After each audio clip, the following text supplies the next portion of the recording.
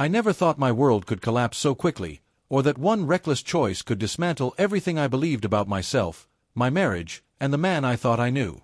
It began innocently enough, with a moment that should have been nothing.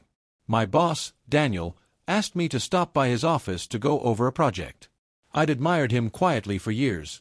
His composure, the way he commanded respect without raising his voice, and the subtle charisma that seemed to linger even after he left a room. That day, something about the atmosphere felt charged, almost dangerous.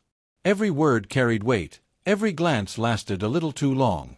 I told myself it was just workplace tension, that I was misreading it. But in my heart, I knew a shift had begun. It happened fast, like the world tilted in an instant. One moment, we were talking numbers, and the next, nothing outside those four walls mattered. There was hesitation, a look that spoke volumes, and before I could take it back, it happened. I crossed the line with Daniel. For a fleeting moment, I felt more alive than I had in years. But the guilt was immediate, suffocating, clawing at me as soon as the door shut behind him. That night at home, everything felt wrong. My husband, Mark, sat on the couch scrolling his phone, unaware of the storm raging inside me. I wanted to tell him, to beg forgiveness, to be honest. But I froze. Instead, my mind filled with reckless ideas. And then, with one bold suggestion, I changed everything. I asked Mark to consider opening our marriage. I framed it as growth, honesty, and freedom. I thought he'd explode with anger, accuse me, walk away. Instead, his silence chilled me. His eyes held shock, hurt, but also something darker, an edge I had never seen before. "You want to open our marriage?" he asked quietly. I nodded, fumbling for words that sounded progressive, fearless. What he said next shifted everything. He agreed, but not in the way I imagined. At first, it felt thrilling.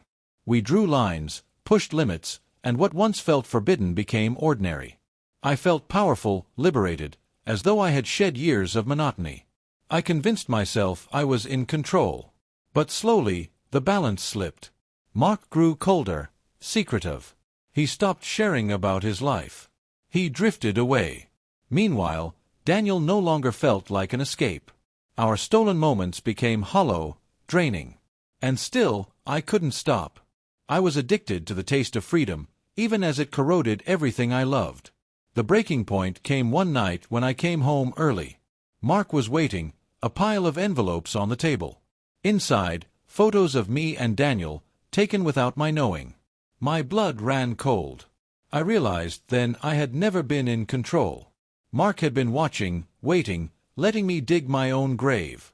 I stammered, tried to explain, but his face was unreadable. He didn't rage, didn't accuse. His voice was calm, steady, and terrifying. "I'm not the same man you married.